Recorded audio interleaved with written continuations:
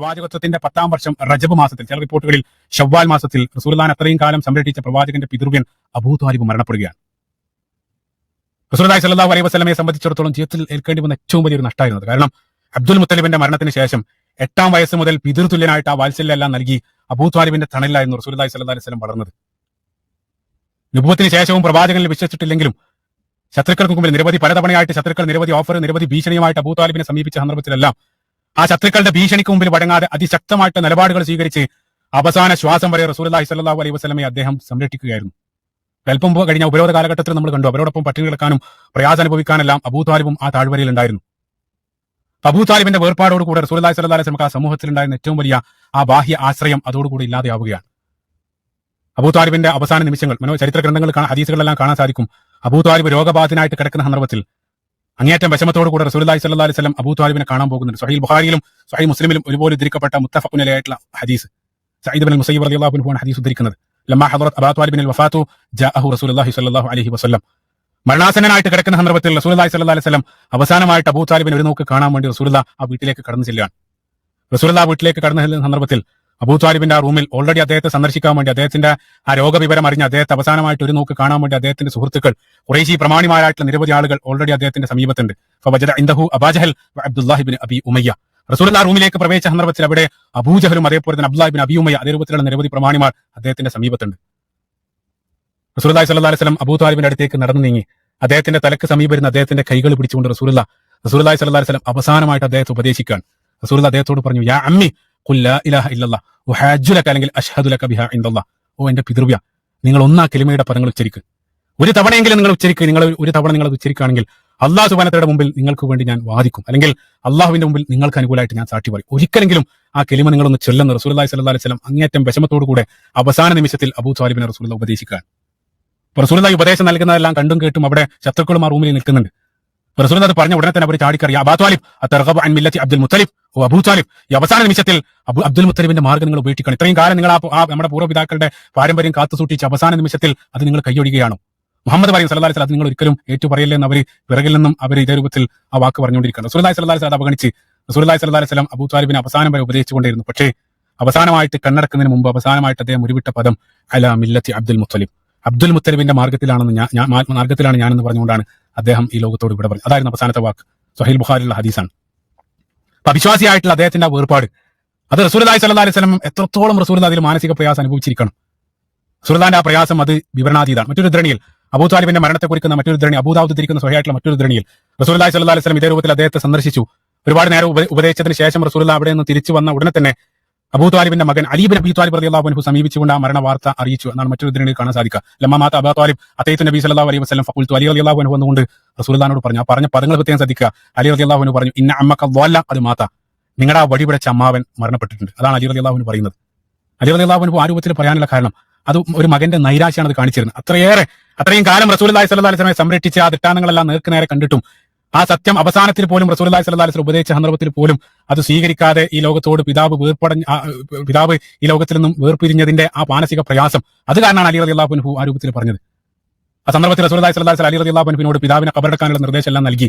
അതിനുശേഷം റസൂലുള്ളാഹി സ്വല്ലല്ലാഹു അലൈഹി വസല്ലം അങ്ങേയറ്റ മാനസിക പ്രയാസം കാരണം റസൂലുള്ളാഹി പറയുന്നത് സ്വഹീഹ് ബുഖാരിയിലുള്ള ഹദീസിൽ റസൂലുള്ളാഹി പറഞ്ഞു, അമാ വല്ലാഹി ല അസ്തഗ്ഫിറന ലക മാ ലം ഉൻഹ അൻക. റസൂലുള്ളാഹി സ്വല്ലല്ലാഹു അലൈഹി വസല്ലം പറയാൻ, അല്ലാഹു സുബ്ഹാനഹു വ തആല ആണ് അല്ലാഹു എന്നെ വിലക്കപ്പെടുന്ന കാലം അത്രയും ഞാൻ നിങ്ങളുടെ പാപമോചനത്തിന് വേണ്ടി പ്രാർത്ഥിച്ചുകൊണ്ടേയിരിക്കും. റസൂലുള്ളാഹി സ്വല്ലല്ലാഹു അലൈഹി വസല്ലം പറയാൻ, അല്ലാഹു എന്നെ വിലക്കുന്ന കാലം അത്രയും നിങ്ങൾക്ക് പാപമോചനത്തിന് വേണ്ടി ഞാൻ പ്രാർത്ഥിച്ചുകൊണ്ടേയിരിക്കും.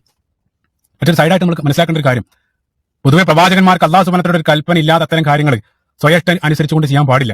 അല്ലാഹു സുബ്ഹാനഹു വ തആലയുടെ കൽപ്പന അത് കാത്തു നിൽക്കേണ്ടതുണ്ട്. പക്ഷേ ഇവിടെ ഈ വിഷയത്തിൽ അല്ലാഹു സുബ്ഹാനഹു വ തആല പ്രത്യേക കൽപ്പന ഒന്നും ഇറക്കിയിട്ടില്ല. അപ്പോൾ അതുകൊണ്ട് തന്നെ റസൂലുള്ളാഹി സ്വല്ലല്ലാഹു അലൈഹി വസല്ലം അതിയായ മാനസിക പ്രയാസം കാരണം തുടരെ അബൂ ത്വാലിബിന്റെ പാപമോചനത്തിന് വേണ്ടി നിരന്തരം റസൂലുള്ളാഹി സ്വല്ലല്ലാഹു അലൈഹി വസല്ലം പാപമോചനത്തിന് വേണ്ടി പ്രാർത്ഥിച്ചുകൊണ്ടിരിക്കുകയാണ്. ആ സന്ദർഭത്തിൽ അല്ലാഹു സുബ്ഹാനഹു വ തആല പരിശുദ്ധ ഖുർആനിൽ സൂറത്ത് തൗബ 9-ാമത്തെ അധ്യായം സൂറത്ത് തൗബയുടെ 113-ാമത്തെ ആയത്ത് ആ സന്ദർഭത്തിലാണ് അല്ലാഹു സുബ്ഹാനഹു വ തആല അവതരിപ്പിച്ചത്.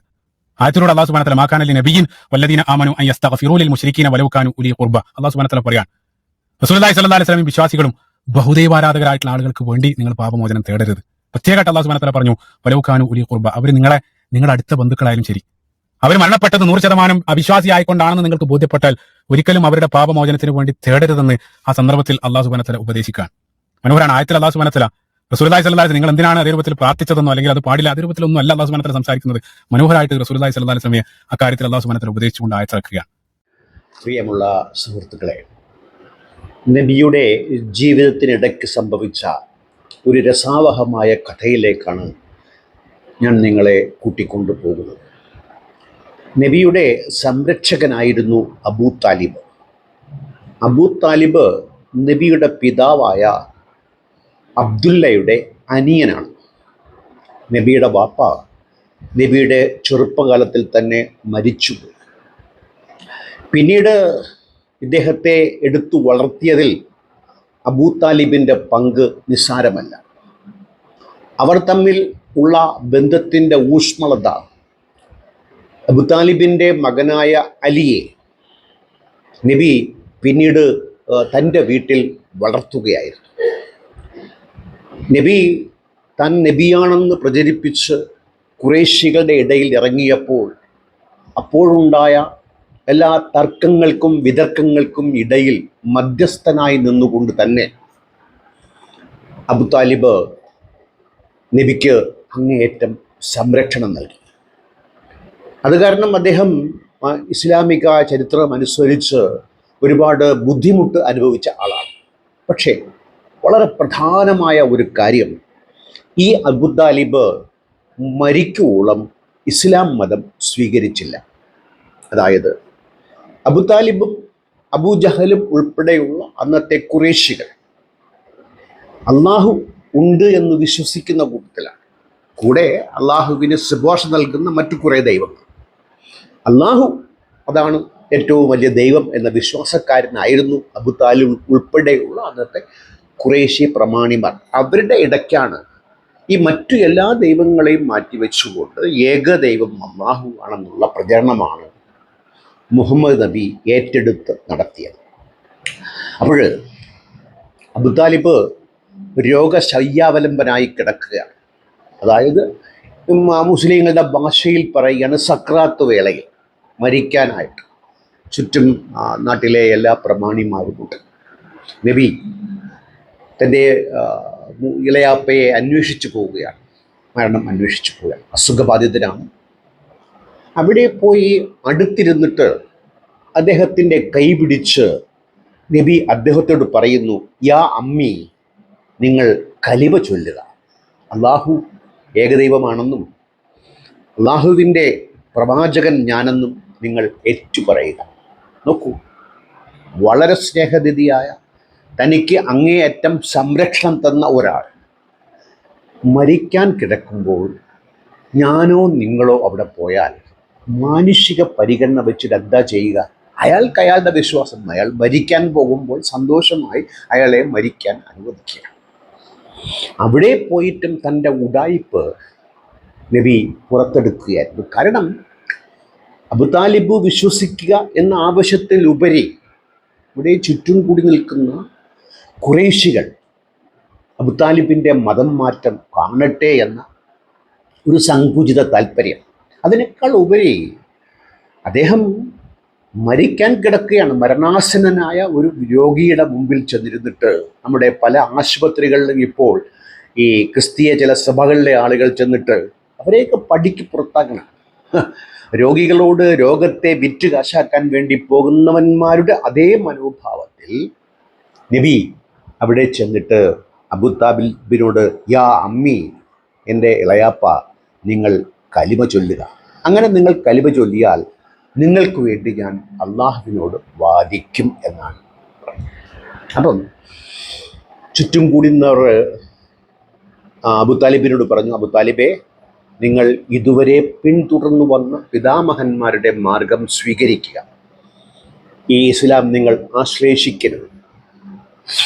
കഥ പറയുന്നതനുസരിച്ചാണെങ്കിൽ അബൂ താലിബ് പറഞ്ഞു, ഞാൻ അബ്ദുൽ മുത്തലിഫിൻ്റെ, അതായത് ഇദ്ദേഹത്തിൻ്റെയും നബിയുടെ വാപ്പയായ അബ്ദുല്ലയുടെയും പിതാവായ അബ്ദുൽ മുത്തലിബിൻ്റെ മാർഗമാണ് സ്വീകരിക്കുന്നത്, നിന്റെ മാർഗം സ്വീകരിക്കുന്നില്ല എന്ന് പറഞ്ഞു.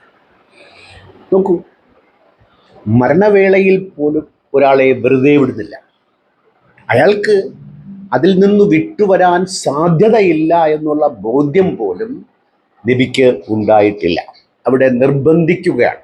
നിർബന്ധത്തിന് അബു താലിബ് എത്ര സ്നേഹം ഉണ്ടായിരുന്നിട്ടും വഴങ്ങുന്നില്ല എന്ന കാര്യമാണ് ഇവിടെ പ്രസ്തവ്യമായത്. അപ്പോൾ അബു താലിബ് മരണപ്പെടുന്നു.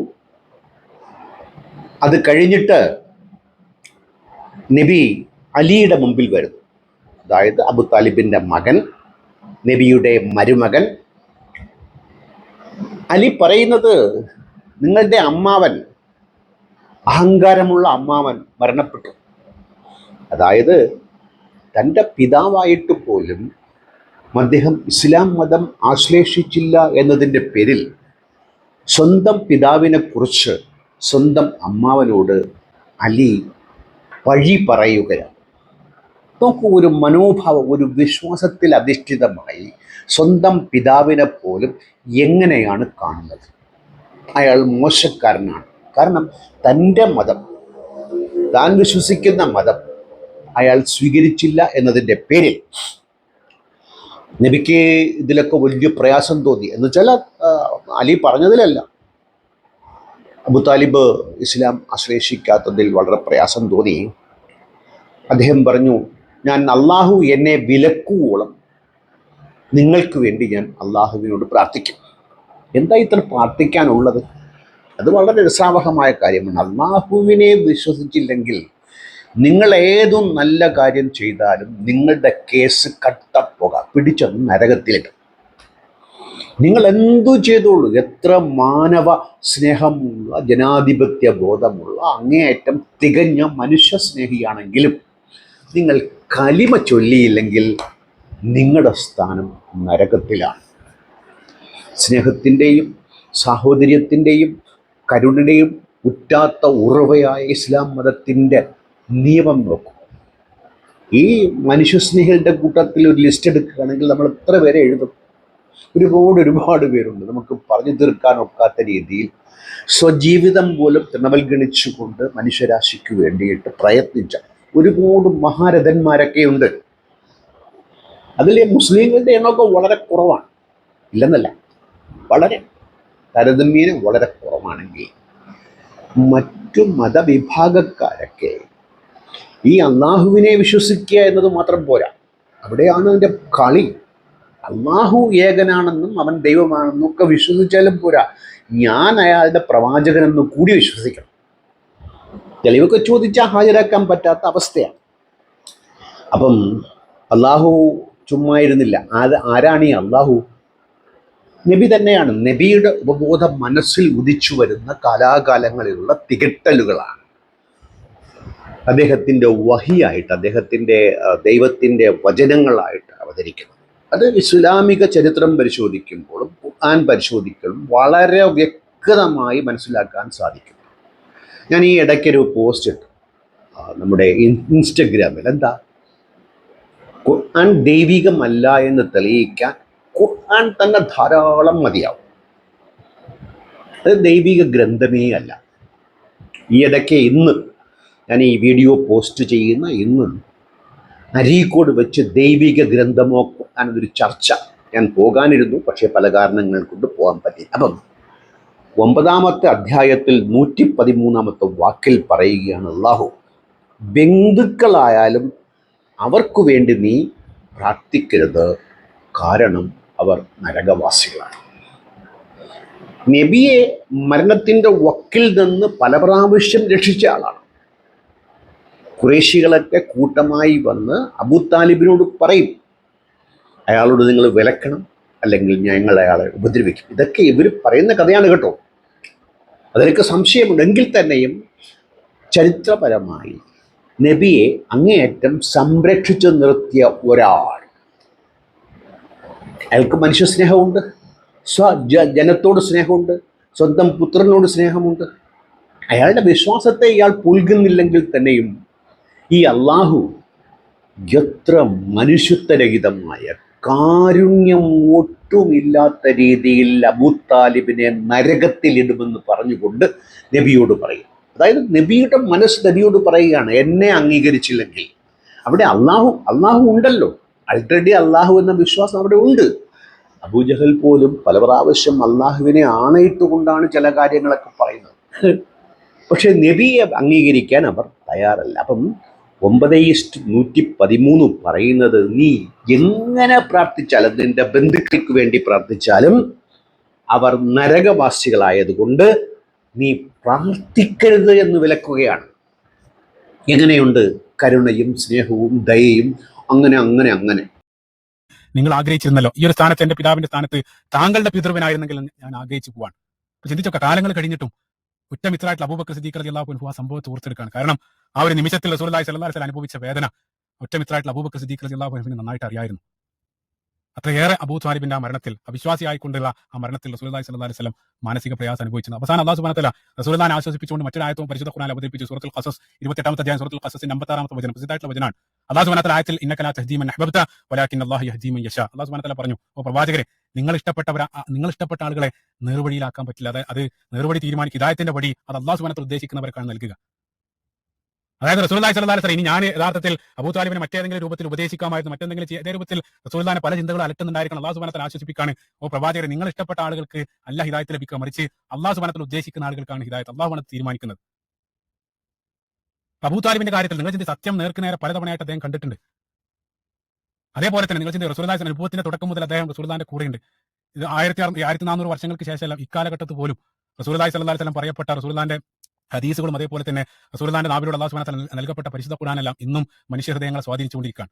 പക്ഷെ അതെല്ലാം ലൈവായിട്ട് റസൂലുള്ളാഹി സ്വല്ലല്ലാഹു അലൈഹി വസല്ലം അതെല്ലാം ലഭിക്കുന്നതും ആ ദൃഷ്ടാന്തങ്ങളെല്ലാം നേർക്കുനേരെ പ്രവാചകന്റെ കൂടെ നിന്ന് അബൂ ത്വാലിബ് കണ്ടിട്ടും ആ സത്യം അദ്ദേഹം സ്വീകരിച്ചില്ല എന്നുള്ളതാണ്.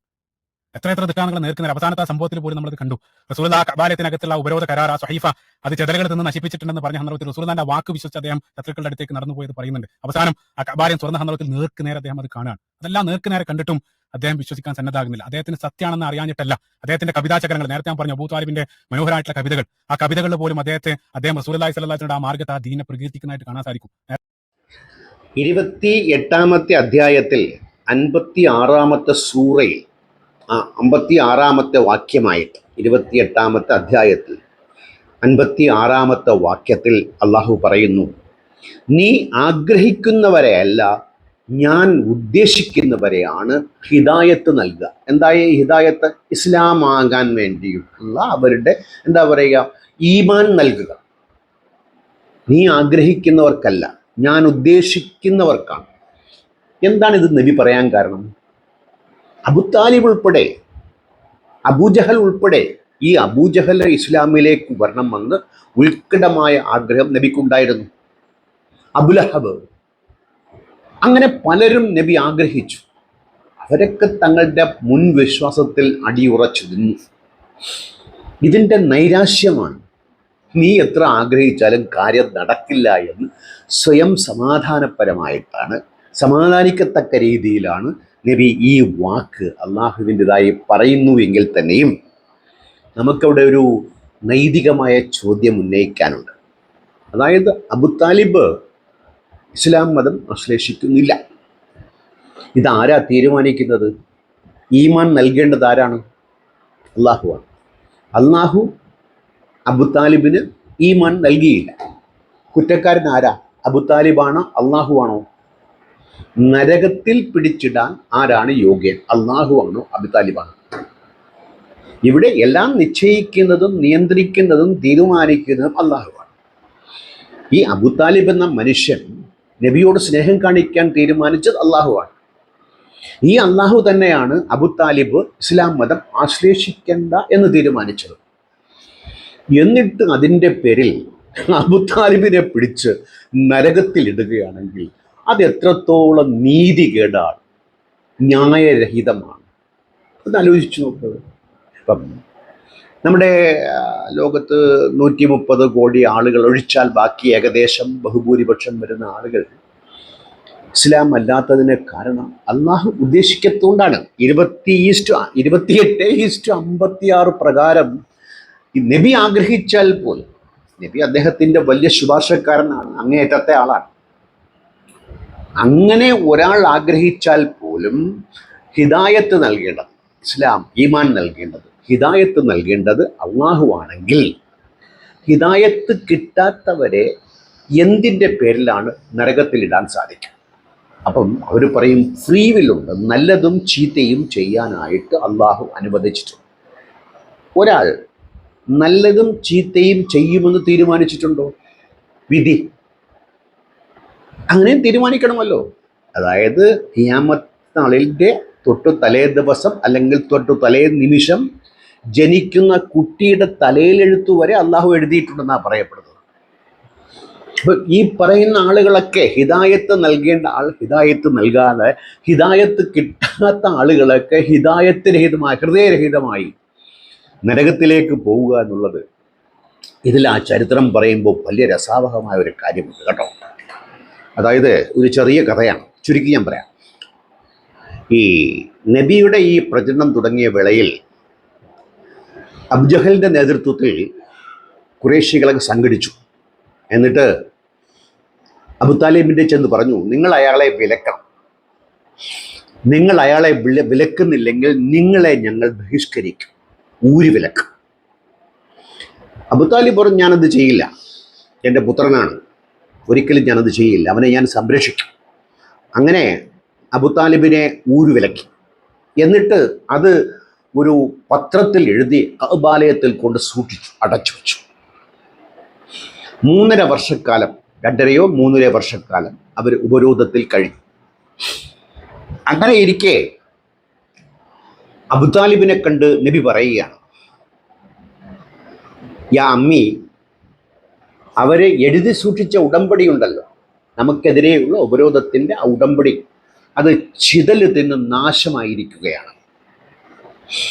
നിങ്ങൾ അവരോട് പറഞ്ഞ് നമ്മുടെ ഉപരോധം അവസാനിപ്പിക്കാൻ പറയുക. അതായത് അള്ളാഹു ചിതലിനെ വിട്ട് ആ ഉടമ്പടി നശിപ്പിച്ചു, ആ പത്രം, വിൽപത്രം നശിപ്പിച്ചു.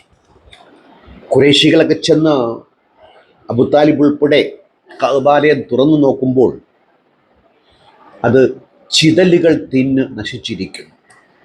അപ്പം അതൊരു തെളിവാണ്. അള്ളാഹുവാണ് വഹി മുഖാന്തിരം നബിക്ക് അറിയിച്ചു കൊടുത്തത്. എഴുതി വെച്ച പത്രം ചിതലുകൾ തിന്നു തീർത്തിരിക്കുന്നു. ഇതിന് നേർസാക്ഷിയാണ് അബുതാലിബ്. മാത്രമല്ല, നബിയുടെ ജീവിതത്തിൽ അന്നേ വരെ ഉണ്ടായിട്ടുള്ള എല്ലാ സംഭവങ്ങളുടെയും ദൃക്സാക്ഷിയും അറിവുള്ളവനുമാണ് അബുതാലിബ്. എന്നിട്ട് പോലും അദ്ദേഹം ഇസ്ലാം ആശ്ലേഷിച്ചില്ലെങ്കിൽ ഈ കഥയിൽ അദ്ദേഹം എത്രത്തോളം വിശ്വസിച്ചു എന്ന്, അതായത് ഇത് ചിതല് തിന്നു എന്ന നബിയുടെ ഈ കഥ അള്ളാഹു അറിയിച്ചെന്നുള്ള ആ വിവരം അവിടെ കൂടുന്ന ആളുകളൊക്കെ പറഞ്ഞു, ഇത് മുഹമ്മദ് ഏതോ വഴിയിൽ മനസ്സിലാക്കിയിട്ട് നമുക്കിട്ട് വെച്ച വേലയാണെന്ന് അവിടെയുള്ള ആളുകളൊക്കെ പറഞ്ഞു. അവരാരും വിശ്വസിച്ചില്ല. ഒറിജിനലായിട്ട് അങ്ങനെ ഒന്ന് നടക്കുമെങ്കിൽ ആളുകളെ വിശ്വസിക്കേണ്ട കാര്യമില്ലല്ലോ. ഇതൊക്കെ വളരെ നിസ്സാരമായ, അങ്ങനെ ഒരു തെളിവ് നൽകാൻ അള്ളാഹുവിന് ആഗ്രഹമുണ്ടെങ്കിൽ എന്തെല്ലാം നല്ല NH-47 കിടപ്പുണ്ട്, എന്നിട്ടല്ലേ ഈ മുക്കുമൂലയിൽ കൂടി സഞ്ചരിക്കാൻ അള്ളാഹു തുനിയുന്നത്.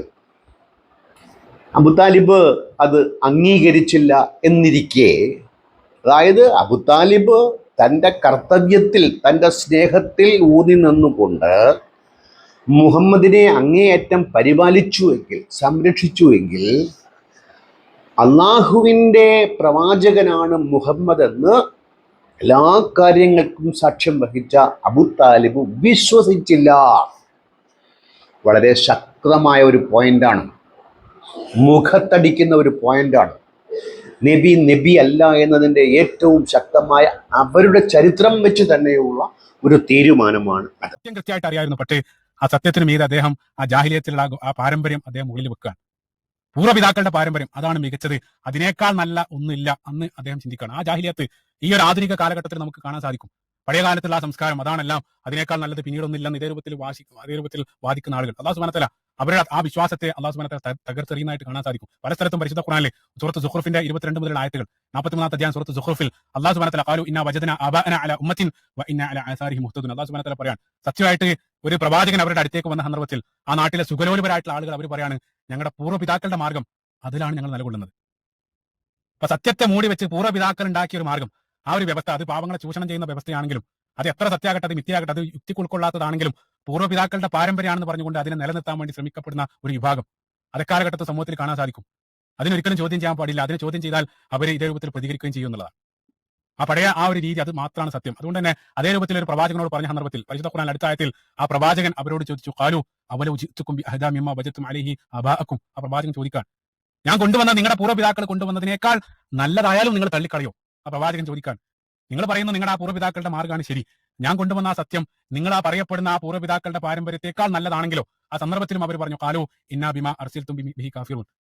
നിങ്ങൾ എത്ര തന്നെ നല്ല സന്ദേശം കൊണ്ടുവന്നാലും അതിൽ തീർച്ചയായിട്ടും ഞങ്ങൾ വിശ്വാസമില്ലാത്തവരാണ്. അതൊരിക്കലും അവർ വിശ്വസിക്കാൻ സന്നദ്ധാകാത്ത ആ ഒരു ശാഠ്യം പിടിക്കുന്ന ആളുകൾ. ചിന്തിച്ചോക്കെ നിങ്ങൾ.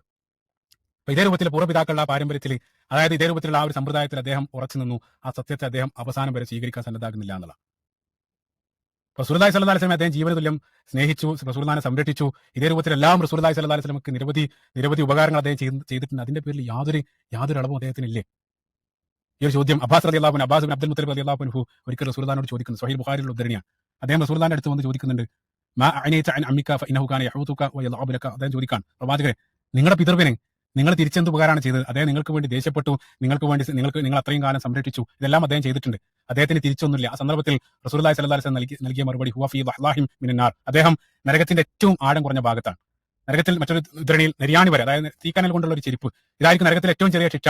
ആ ശിക്ഷ അബൂ ത്വാലിബ് ആയിരിക്കും ഏറ്റുവാങ്ങേണ്ടി വരിക. എന്നിട്ട് റസൂലുള്ളാഹി സ്വല്ലല്ലാഹു അലൈഹി വസല്ലം പ്രത്യേകമായിട്ട് ഹദീസിൽ കൂട്ടിച്ചേർന്നു, ലൗലാ അന ലകാന ഫീ ദർക്കിൽ അസ്ഫലി മിനന്നാർ. ഞാൻ ഇല്ലായിരുന്നെങ്കിൽ, എന്റെ ആ ശുപാർശ ഇല്ലായിരുന്നെങ്കിൽ അദ്ദേഹം നരകത്തിന്റെ ഏറ്റവും അടിത്തട്ടിലായിരുന്നു. അപ്പൊ മുനാഫികളെ സംബന്ധിച്ച് സൂറത്ത് നിസായിൽ അല്ലാഹു ദർക്കിൽ അസ്ഫലി മിനന്നാർ, അവർ നരകത്തിന്റെ ഏറ്റവും അടിത്തട്ടിലാണെന്ന് പറയുന്നത്. അതേ രൂപത്തിൽ അബൂ ത്വാലിബ് നരകത്തിന്റെ ഏറ്റവും അടിത്തട്ടിലായനെ. പക്ഷേ റസൂലുള്ളാഹി സ്വല്ലല്ലാഹു അലൈഹി വസല്ലം ഇതേ രൂപത്തിലുള്ള ഉപകാരം ചെയ്തതിനാൽ നരകത്തിൽ ഏറ്റവും ചെറിയ ശിക്ഷക്കായിരിക്കും അദ്ദേഹം വിധേയമാക്കപ്പെടുക എന്ന് റസൂലുള്ളാഹി സ്വല്ലല്ലാഹു അലൈഹി വസല്ലം പറയാം. ഇനി നമ്മൾ ഖുർആനിലെ മറ്റൊരു ആയത്തിലേക്ക് പോവുക. 43-ാമത്തെ സൂറയിൽ 22-ാമത്തെ ആയത്ത്. അതിൽ പറയുന്നത്, പൂർവ്വ പാരമ്പര്യത്തിൽ വിശ്വസിക്കുന്നവരെ അള്ളാഹു തകർത്തുകളയും. ഏത് നബിമാർ വന്ന് എത്ര വേണ്ടത്ര തെളിവ് നൽകിയാലും പൂർവ്വ പാരമ്പര്യത്തിൽ വിശ്വസിക്കുന്നവർ അതുതന്നെ വിശ്വസിക്കും. പക്ഷേ അത് അള്ളാഹു തകർക്കും. ഇവിടെ രണ്ട് കാര്യമാണ്. അതായത്, എന്തുകൊണ്ടാണ് ഈ പൂർവ്വ പാരമ്പര്യത്തിൽ മനുഷ്യർ വിശ്വസിക്കുന്നത്? വിശ്വസിക്കുന്നതിൽ വിശ്വസിക്കുക എന്നുള്ളതാണ് മസ്തിഷ്ക സ്വഭാവം. കേട്ട് കണ്ട് അറിഞ്ഞ കഥകളാണ് വിശ്വാസത്തിൻ്റെ അടിസ്ഥാനമെങ്കിൽ മനുഷ്യർ അതിൽ തന്നെ വിശ്വസിക്കുമെന്നറിയാൻ നബി പരാജയപ്പെട്ടു, നബിയുടെ ഡമ്മിയായ അള്ളാഹു പരാജയപ്പെട്ടു. അതുകൊണ്ടാണ് അവർ അതിൽ തന്നെ വിശ്വസിക്കുമെന്ന് ഇവിടെ എടുത്തു പറയുന്നത്. അത് പറയേണ്ട കാര്യമില്ല. നമ്മളിപ്പം ഒരു വിശ്വാസിയെ വിളിച്ച് നിങ്ങൾ എന്തെല്ലാം തെളിവുകൾ അയാളുടെ മുമ്പിൽ ഹാജരാക്കിയാലും അയാൾ അതിന് ഉടന്തൻ ന്യായീകരണം കണ്ടെത്തുമെന്നല്ലാതെ. ഇപ്പം ഞാൻ ഇടയ്ക്ക് പറഞ്ഞല്ലോ നമ്മളോട്, ഇങ്ങനെ ഒരാൾ എന്നോട് പറഞ്ഞു, എൻ്റെ ഒരു സുഹൃത്ത് എന്നോട് പറഞ്ഞു, ഖുർആനിൽ എല്ലാം ഉണ്ട്. ഞാൻ തിരിച്ചു ചോദിച്ചു, ഖുർആൻ നിങ്ങൾ വായിച്ചിട്ടുണ്ടോ? അതിൻ്റെ തഫ്സീർ, അർത്ഥം നിങ്ങൾ വായിച്ചിട്ടുണ്ടോ? അതിൻ്റെ വിവരണം നിങ്ങൾ വായിച്ചിട്ടുണ്ടോ? ഇല്ല. അപ്പം അറിയാത്ത കാര്യത്തിൽ അതിൽ എല്ലാം ഉണ്ട് എന്ന് വിശ്വസിക്കുന്നത് ഈ പൂർവ്വ സിദ്ധാന്ത പ്രകാരമാണ്.